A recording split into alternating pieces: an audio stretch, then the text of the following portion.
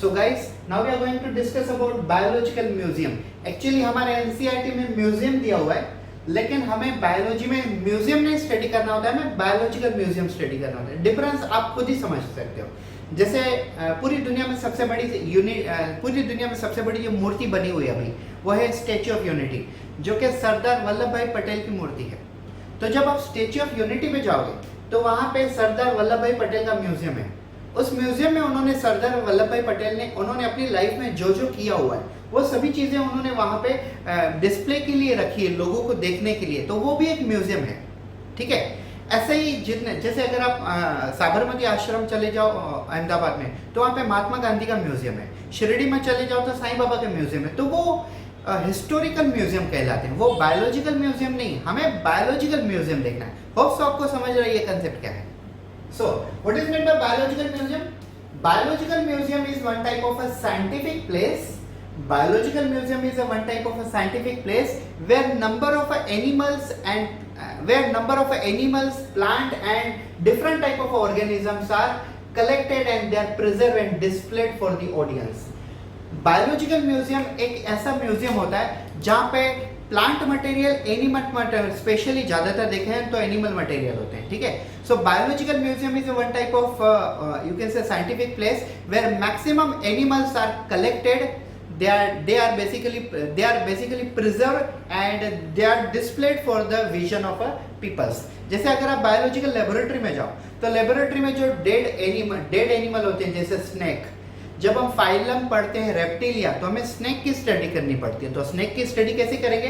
Directly एक vacuum का एक मतलब सिलेंडर होता है और वो सिलेंडर के अंदर बेसिकली सांप को छोड़ दिया जाता है, मतलब डेड होता है वो स्नेक, और उसके अंदर केमिकल भर दिया जाता है. अब केमिकल बहुत सारे हो सकते हैं. जैसे मोस्ट प्रोबेबली जो केमिकल होता है वो 10 to 40% फॉर्मल्डिहाइड होता है. कितना होता है? 10 to 40% फॉर्मल्डिहाइड होता है.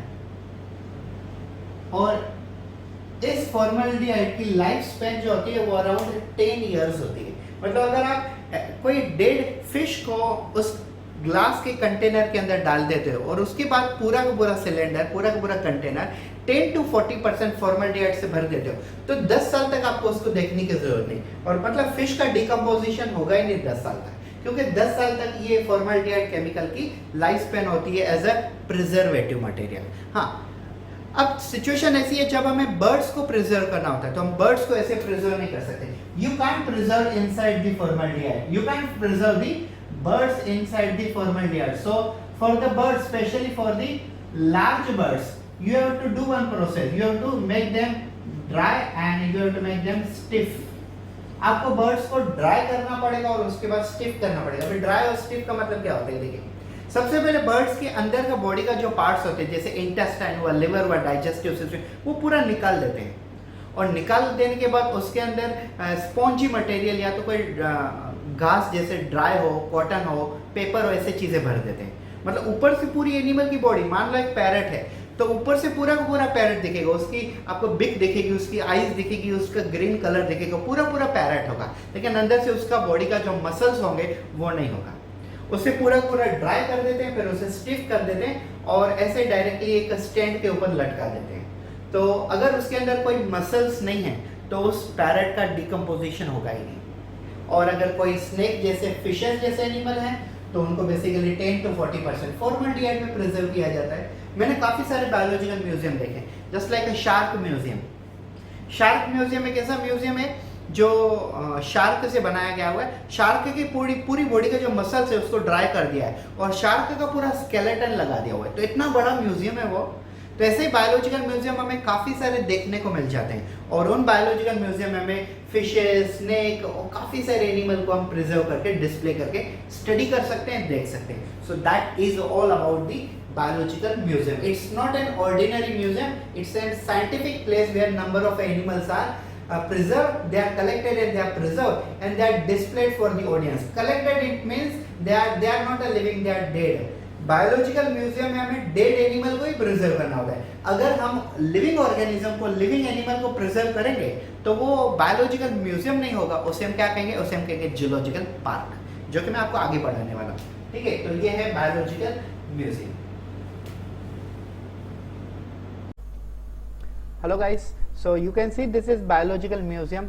मैंने अभी आपको लेक्चर में पढ़ाया, देखो यहाँ पे जो बर्ड्स दिख रहे हैं आपको बड़े बड़े लार्ज, तो ये बर्ड्स एज इट इज हैं, लेकिन इन बर्ड्स के अंदर उनका खुद का बायोलॉजिकल मटेरियल नहीं, मतलब उनका खुद का muscles, intestine, digestive system, liver, pancreas, ऐसा कुछ ही नहीं है।